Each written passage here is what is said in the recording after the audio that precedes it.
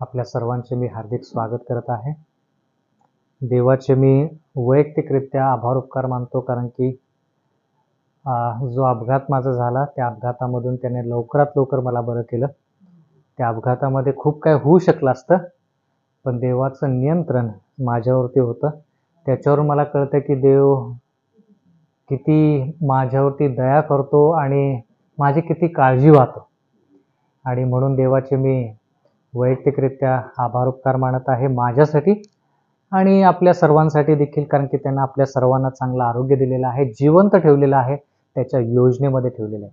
चढ उतार जे आहेत ते चढ उतार ख्रिस्ती आयुष्यामध्ये एक पोचपावती आहे. जर ते चढ उतार आपल्या आयुष्यामध्ये नसतील तर आपण ख्रिस्ती आयुष्य जगत नाही असं आपण मान्य केलं पाहिजे. आणि म्हणून चढ उतार जे आहेत ते ख्रिस्ती आयुष्यामध्ये आहेत. कोणताही व्यक्ती जर आपण परमेश्वराच्या वचनामध्ये पाहिला, जो ख्रिस्ती आयुष्य जगला, त्याच्या आयुष्यामध्ये त्रास संकट आलेले आहेत. आणि म्हणून आपण देवाचे उपकार मानले पाहिजेत की हे त्रास संकट आपल्याला आणखी जास्त देवावरती अवलंबून राहण्यासाठी आणि त्याची ताकद जी आहे त्या ताकदीचा अनुभव घडून यावा, म्हणून हे त्रास संकट आपल्या आयुष्यामध्ये देवाने नेमून दिलेले आहेत.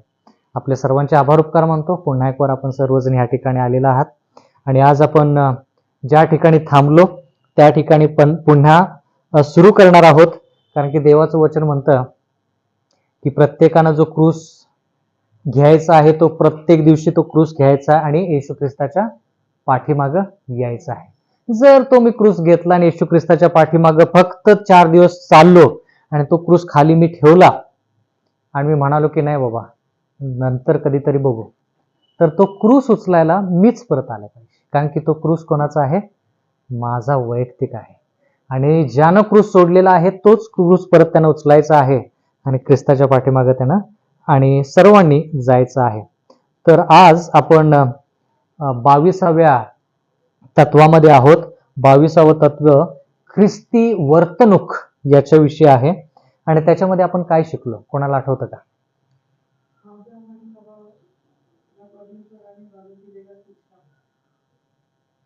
बरं, म्हणजे त्यामध्ये काय शिकलो?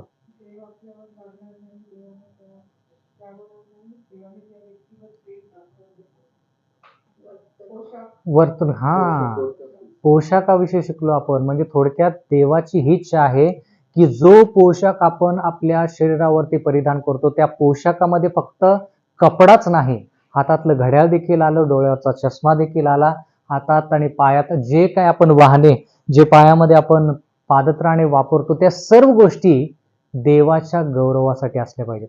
आठवतं का आपण शिकलो एक 5 मिनिटाची उजळणी, आपण शिकलो की अहरोन आणि त्याच्या पुत्रांसाठी देवाने एक पोशाख निवडला होता.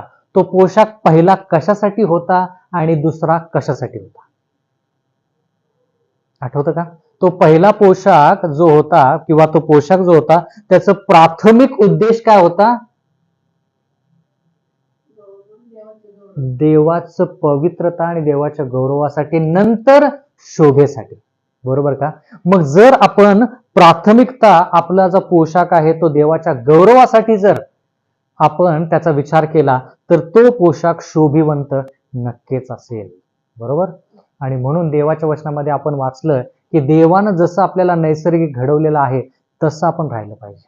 आपण देवाला सांगायचं नाही की देवा माझ्या सुंदरतेमध्ये कमी झालेली आहे म्हणून मी थोडं सोनं नाणं वापरते, माझ्या सुंदरतेमध्ये मला कमी आहे असं मला वाटतं, देवा तुला सुंदरतेमध्ये जास्त माहित नाही, मी तुला सांगते सुंदरता म्हणजे काय. म्हणून आपण आपल्या तोंडाची किंवा शरीराची रंगरंगोटी करायची, त्याला मेकअप म्हटला जातो इंग्लिशमध्ये. तर देवाचं वचन म्हणतं की जसं देवाने आदम आणि हव्वाला घडवलं तसं ती सुंदरता जी आहे ती सुंदरता आपण शेवटपर्यंत टिकवली पाहिजे. तुम्ही खूप वेळेस पाहिलं असेल स्त्रिया जे आपला शृंगार करतात किंवा त्यांचं सौंदर्य वाढवण्यासाठी जे वेगवेगळे उत्पादने वापरतात, उत्पादने वापरतात, तर मी असं पाहिलेलं आहे चित्रामध्ये की तरुण वयामध्ये त्यांना ते जाणवत नाही, पण ते ज्यावेळेस वयोवृद्ध होतात त्यावेळेस त्यांच्या शरीरावरती त्याचे परिणाम इतके झालेले असतात की त्यांच्या शरीराची जी चमडी आहे ती अशी फार काय म्हणत असते ते एकदम जीर्ण होत आहे. आणि म्हणून मग त्यांना कळतं की बाबा ह्या ज्या गोष्टी होत्या त्या फार चुकीच्या मी केल्या. मला आठवतं की काही 1 वर्षापूर्वीच मी एका तरुण मुलीशी बोलत होतो आणि ती तरुण मुलगी म्हटली की तुम्हाला माझे केस असे दिसत आहेत, पण माझे केस पूर्णपणे पांढरे आहेत. वय काय? तिचं वय जवळपास 42 असेल, पण ती म्हटली की माझं ते केस जे आहे ते पूर्णपणे पांढरे आहेत. कधी झाले? तर ती म्हटली काहीतरी वर्षापूर्वी झाले, मला आठवत नाही नेमकं कधी. का झाले? काय कारण असेल? विशिष्ट कारण सांगा. टेन्शन नाही. टेन्शनमुळे होत असतील केस पांढरे, मला माहित नाही, पण तिचे केस पांढरे टेन्शनमुळे झाले नाहीत.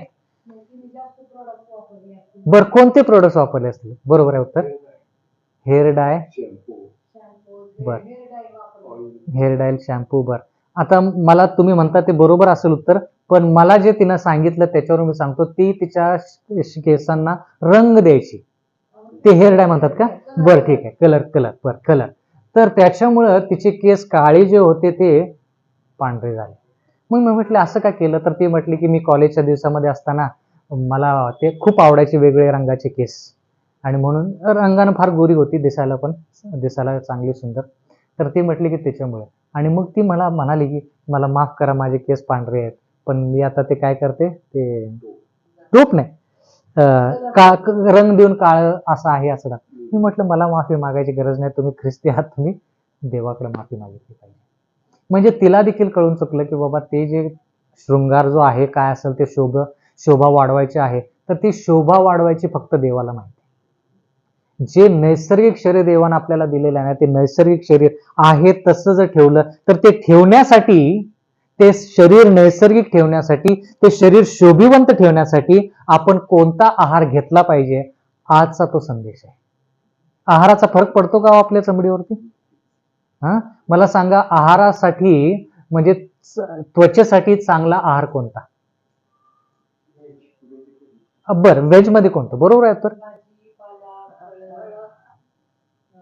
नाही, विशिष्ट मला उत्तर सांगा. आता भाजीपाला आपण हे सर्वसाधारणपणे बोललो, पण विशिष्ट मला सांगा की त्वचेसाठी, निरोगी त्वचा राहण्यासाठी अमुक गोष्ट खायची आणि त्वचा चांगली राखायची. नाही, मग ते परत आणि फार मोठा छत्र झालं.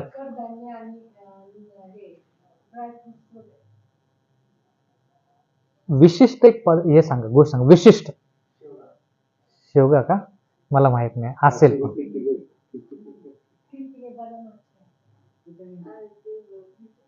त्वचेसाठी उशिरा आला तुम्हाला होमवर्क. फ्रुट्स, कोणते फ्रुट्स? म्हणून म्हटलं की विशेष सांगा. संत्रा. बर, संत्रा त्वचेसाठी चांगली. म्हणजे थोडक्यात काय, देव म्हटलंय की बाबा तुम्हाला सौंदर्य तुमचं टिकवायचं आहे ना, मी सांगतो ते कसं करायचं. आपण संत्रे सोडून आपण काय करत आहोत, जे कृत्रिमरित्या रसायनाद्वारे केलेले काय म्हणतात उत्पादने आहेत, त्याचा वापर करून आपण काय करत आहोत, स्वतःची त्वचा किंवा स्वतःचं शरीर जे आहे ते खुलवण्याचा प्रयत्न करत आहोत, जेव्हा की देवाची ती इच्छा नाही. तर आज आपण सर्वसाधारणतः आपलं शरीर जे आहे ते शरीर व्यवस्थित ठेवण्यासाठी काय केलं पाहिजे त्याच्याविषयी आज आपण काय करणार आहोत, शिकणार आहोत. ज्यावेळेस अपघात झाला त्यावेळेस लोकांनी मला खूप सांगितलं, हे सूप प्या, ते सूप प्या, हे खा, ते खा, ते खा. मी म्हटलं की बाबा मी दूध आणि दुधाचे पदार्थ देखील खात नाही, ते वगळता काय सांगायचं तर सांगा. मग एक बहीण, एक महिला, माझ्यापेक्षा वयाने मोठी आहेत ते एक मॅडम आले आणि ते म्हणाले, काठामाठाची भाजी खा. काठमाठ म्हणजे मला माहित नाही की मी कधी बघितली नाही ती भाजी. काठमाठाची भाजी खा. ती भाजी खाल्ल्यानंतर हाडं जे आहेत ते हाडं व्यवस्थित जुळून येतात. तर मी म्हटलं बरं ठीक आहे, कुठल्या मंडईमध्ये मिळतात? ते मंडईमध्ये मिळत नाहीत तुम्हाला ते शेतामध्ये जाऊन शोधून घ्यायला पाहिजे. तर मी म्हटलं ठीक आहे, म्हणजे प्रत्येक गोष्टीसाठी देवाकडे उपाय आहे, पण तो उपाय आपण शोधला पाहिजे, तो जाणून घेतला पाहिजे की देवानं काय उपाय सांगितला याच्यासाठी. तुम्हाला मला माहित आहे का की प्रत्येक रोगासाठी देवाकडे उपाय आहे, पण तेच आपण विज्ञानाकडे गेलो तर विज्ञानामध्ये प्रत्येक रोगासाठी उपचार नाही आहे. सांगा, आहे का? नाही आहे. ते म्हणतात की बाबा आता आयुष्यभर तुम्हाला असंच राहावं लागेल, एवढंच की तुमचे मधुमेह जो आहे तो काय होईल, नियंत्रणामध्ये आम्ही ठेवू. नाही, मला बरं व्हायचंय. तुमचा जो कर्करोग आहे तो तुमचा कर्करोग एवढा वाढणार नाही, आम्ही त्याला नियंत्रणामध्ये ठेवू. नाही, मला तो बरा झालेला पाहिजे. तुमच्याकडे उपाय नाही, देवाकडे आहे का? आहे, पण आपण ते शोधला नाहीये. देवाचं वचन म्हणतं शोधा म्हणजे सापडेल. पण आपण काय करत आहोत, ज्या गोष्टी साध्या सोप्या रूपामध्ये आपल्याला मिळतील आणि तेवढ्या पुरतं जरी बरं वाटलं तर चालेल, पण देव म्हणतो काय की मला तुम्हाला पूर्णपणे बरं करायचं. देवाच्या वचनामध्ये तुम्हाला अशा प्रकारचे उपाय काय काय माहित आहेत का, की एखादा माणूस आजारी होता आणि त्या देवाने सांगितलं हे काम कर आणि त्याद्वारे तो मनुष्य बरा झाला? सांगा. नामान. बर, काय होतं त्या ठिकाणी उपचार? पाणी. मग आता मी हे म्हणत नाही की जर कोणाला काय म्हणतात त्या कोड जे असेल तर ते कोड आज लोकांचं पाण्यामध्ये बुडल्यानंतर बरं होईल हे मी म्हणत नाही, पण देवाच्या मदतीनं जर त्यांनी उपचार केला, त्या ठिकाणी सांगायचा मुद्दा हाच की देवाच्या इच्छेनुसार जर त्यांनी उपचार केला तर त्यांना नक्कीच बरं वाटेल. असा कोणताही आजार नाही जो देव बरा करू शकत नाही. नैसर्गिक त्याचे जे उत्पादने आहेत जे निसर्गामध्ये आहेत त्याचा जर आपण वापर केला तर प्रत्येक रोगावरती आपल्याला मात करता येते. जर प्रत्येक पापाची क्षमा मिळू शकते तर प्रत्येक रोगाचा पण उपाय आहे. बरोबर. बर, आणखी काय आपल्याला देवाच्या वचनामध्ये आपल्याला वेगवेगळे संदर्भ दिसतात ज्या ठिकाणी नैसर्गिक उपचार देवाने येशू ख्रिस्ताने केला आणि मनुष्याला बरं वाटलेलं? चिखल लावला म्हणजे चिखलामध्ये आणखी काय मिक्स केलं? थुंकी. ते मिक्स करून डोळ्यावरती लावली. काय सांगितलं? तळ्यामध्ये जाऊन ते काय करू, डोळे धुवून त्याला त्या दृष्टी मिळालेली आहे. बर, म्हणजे थोडक्यात त्या ठिकाणी सांगायचं तात्पर्य असं की निसर्गामध्ये देवाने उपचार ठेवलेले आहेत. ते उपचार शोधण्याची आपल्याला काय पाहिजे? इच्छा पाहिजे आणि संधी पण पाहिजे. जर प्रत्येक डॉक्टर जो वैद्यकीय क्षेत्रामध्ये वैद्यकीय अधिकारी आहे त्या वैद्यकीय अधिकाऱ्यानं जर भारत सरकारनं नियम काढला की प्रत्येकानं नैसर्गिक उपचाराकडे वाटचाल करावी तर आपल्याला खूप फायदा होईल. फार्मसीमध्ये तुम्हाला गोळ्या आणि सिरपच्या ऐवजी तुम्हाला त्या ठिकाणी नैसर्गिक उपचार पद्धती दिसतील. बर, ठीक आहे. मग आणखी काय? आणखी कुठं काय? आणखी कशाचा वापर केला का देवाने? बर, हा, पण ते फक्त लावलेलं पाहिलं, ऐकले मी, पण तिथं काय उपचार दुसरा काय केला का? हा हा.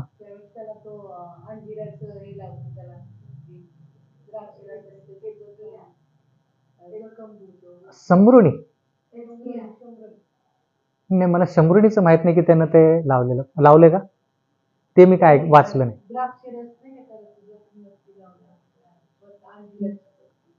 बर, मला ते चेक करावं लागेल, तपासून बघावं लागेल. असेल तुमचं बरोबर. बर, आणखी काय?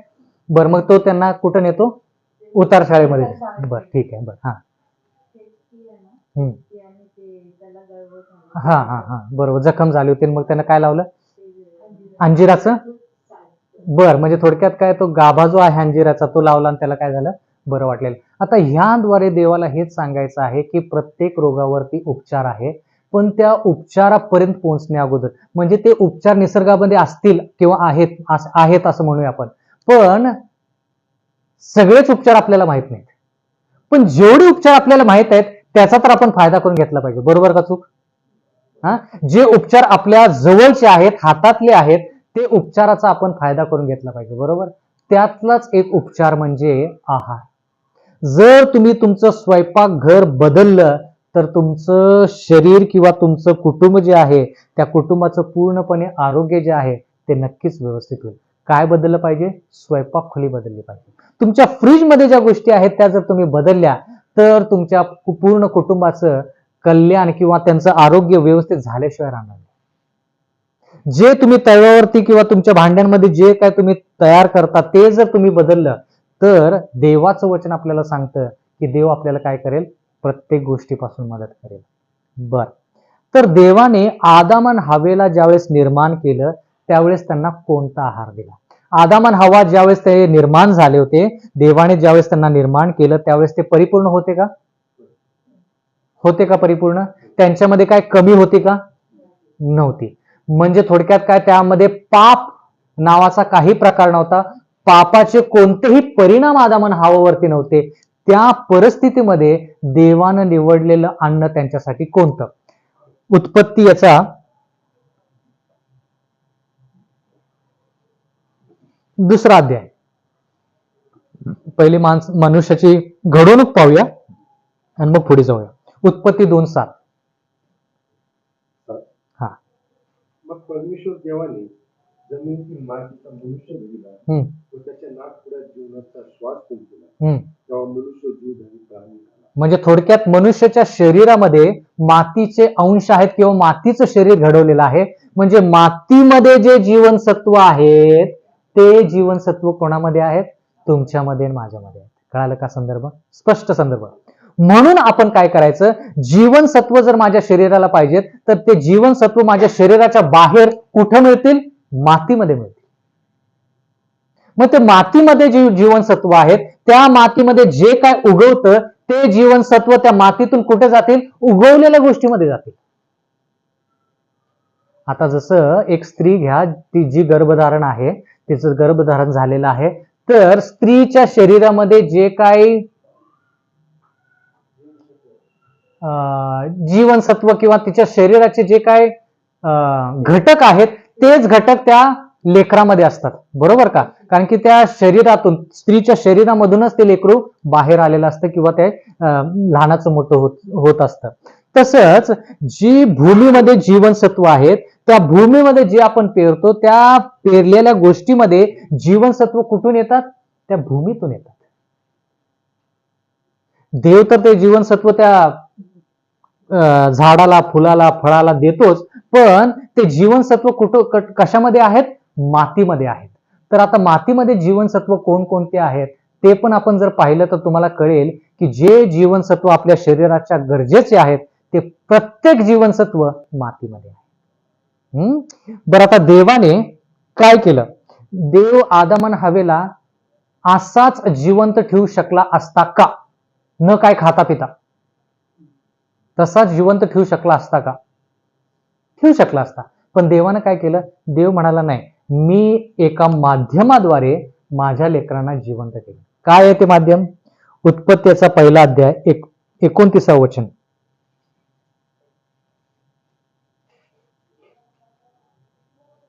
देव म्हणाला, पहा, अवघ्या भूतलावरील पीक देणारी प्रत्येक वनस्पती व सगळीच फळे देणारी प्रत्येक झाड मी तुम्हाला देतो, ही तुमचे अन्न होतील. हे तुमचे अन्न होतील. म्हणजे फळ आणि सर्व ज्या गोष्टी होत्या त्या गोष्टीमध्ये देव म्हणाला की इतक्या गोष्टी आदाम आणि हव्वा तुमच्यासाठी पुरेशा आहेत. कळालं का? मग आता देवानं ज्यावेळेस आदाम आणि हव्वेला घडवलं, जर देवानं हे गोष्टी देवाने आदाम आणि हव्वेला दिलेल्या आहेत, तर मग मनुष्यानं वेगळा विचार का करावा नाही? का ठरवावं की बाबा देवा तू हे मला दिलेलं आहेस, पण ह्याच्या व्यतिरिक्त मला हे पीक खायचंय, ह्याच्या व्यतिरिक्त मला बाकीच्या पण गोष्टी करायच्या आहेत, असं मनुष्यानं म्हणावं का? म्हणजे पापाच्या अगोदर आदाम आणि हव्वेनं दुसरं काय खाऊन चालेल का? नाही चालणार. का? देवानंच त्या ठिकाणी त्याचा आहार नेमून दिलेला आहे. आता कल्पना करा की तुम्ही पुणे शहरामध्ये गेला तर तुम्हाला हिरव्या रंगाच्या पाट्याच्या गाड्या दिसतील. गाड्या ज्या आहेत त्यांच्या नंबर क्रमांकाच्या ज्या पाट्या आहेत त्या काय काय हिरव्या रंगाच्या आहेत, काय काय पिवळ्या रंगाच्या आहेत, काय काय पांढऱ्या रंगाच्या आहेत. पांढऱ्या रंगाचे म्हणजे काय? बर, आणखी काय? बर, पिवळ्या रंगाचे म्हणजे काय? किंवा ऑल इंडिया परमिट असेल काहीतरी, पूर्ण देशभर. हिरव्या रंगाची म्हणजे काय? म्हणजे विद्युत धारेच्या वरती ती चालणारी गाडी आहे. मग आता त्या गाडीला निगा राखायची आहे किंवा ती गाडी सुस्थितीमध्ये ठेवायची आहे, तर त्या गाडीविषयी माहिती जास्ती कोणाला? डिझेलवालेला, पेट्रोलवालेला, का जे विद्युत धारेचं काम करतात त्यांना?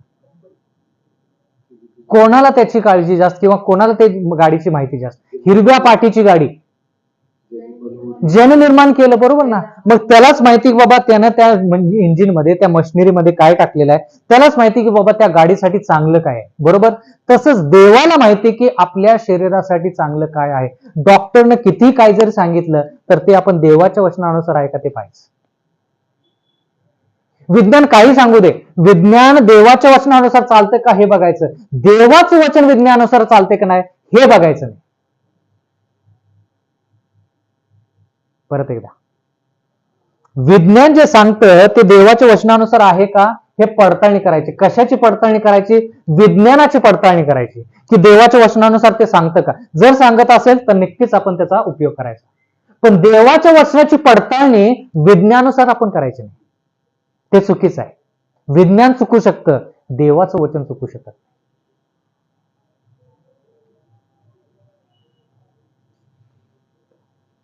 ज्यावेळेस अपघात झाला त्यावेळेस डॉक्टर म्हणाले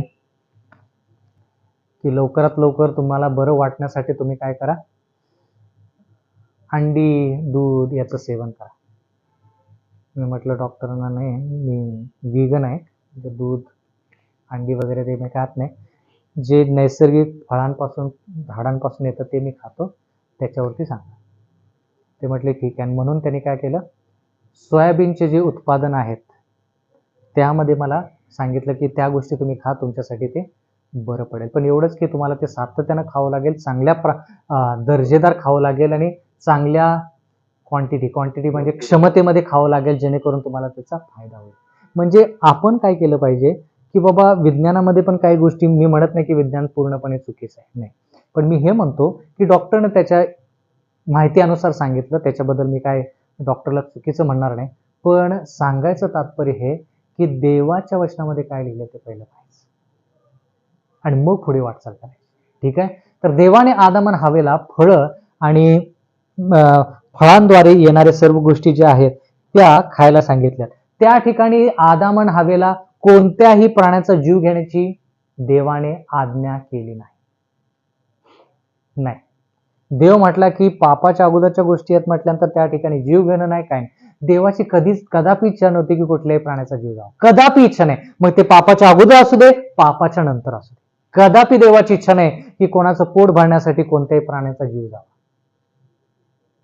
एक व्हिडिओ पाहिला मी काही वर्षापूर्वी, व्हॉट्सअपवरती काहीतरी व्हिडिओ होता आणि तो परदेशातला व्हिडिओ होता की एक मुलगी जी आहे ती मांसाहार खात नाही आणि ती मुलगीला कोणीतरी सांगतं की बाबा आपण काय करूया, आज मांसाहार तयार करूया. आणि ती मुलगी रडायला सुरुवात करते. ती मुलगी म्हणते नाही नाही नाही नाही, मांसाहार नाही करायचं. का नाही करायचा? नाही म्हणे, प्राण्यांना त्रास होतो. बरं आणखी काय? नाही, तो आपल्याला जर तसं कुणीतरी शिजवलं आपल्याला आणि कुणीतरी आपल्यावरती प्रहार केलं तर आपल्याला कसं वाईट वाटेल, तसं त्यांनाही वाईट वाटतं आणि त्यांना खूप वेदना होतात. आपण काही मांसाहार करायचा नाही. लहान मुलगी, तिला जर एवढं कळतं तर आपल्याला किती कळलं पाहिजे.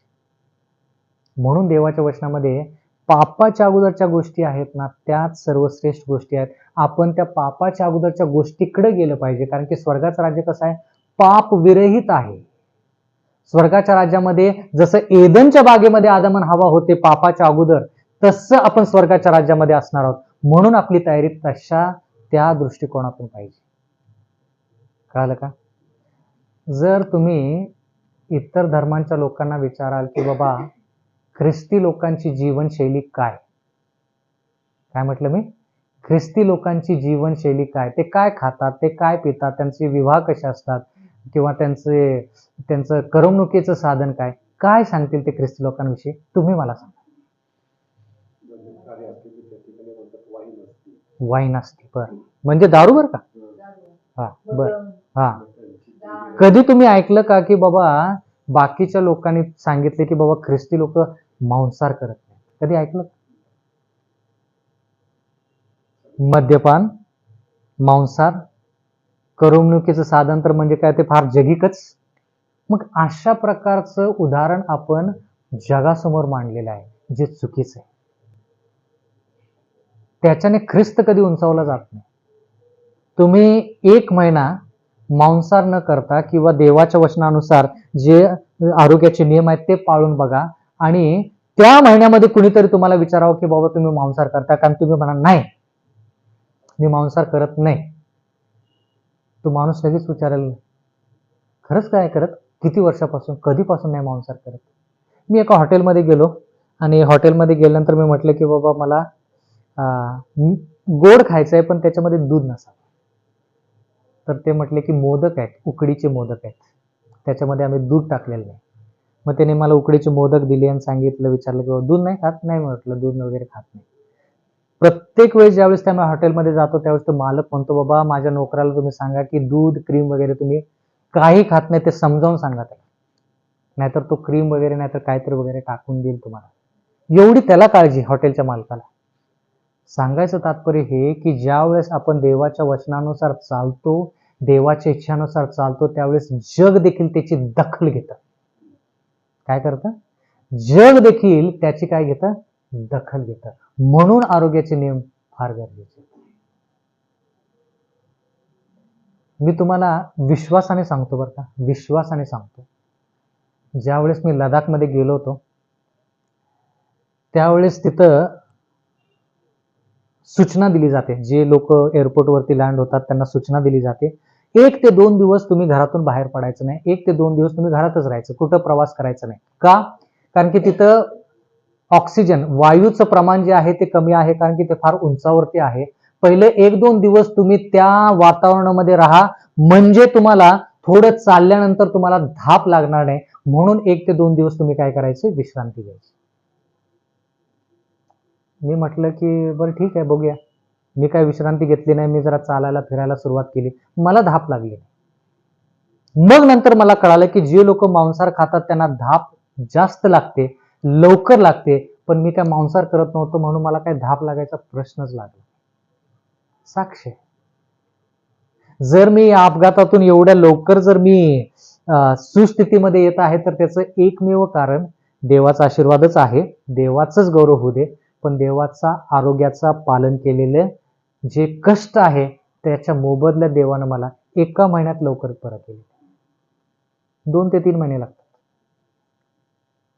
म्हणून हे साक्ष म्हणून मी तुमच्या समोर उभा आहे आणि हे साक्ष दिली पण पाहिजे.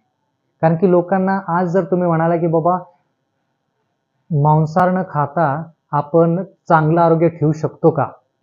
लोक खूप वेळेस म्हणतील की नाही, मांसाहार केला पाहिजे कारण की मांसाहारामध्ये ताकद आहे. एक प्रश्न विचारतो आणि आज थांबतो. एकच प्रश्न, प्रामाणिकपणे उत्तर द्या. हत्तीमध्ये ताकद आहे का हो? हत्तीमध्ये द्या उत्तर. आहे ना? किती मांसाहार खातो?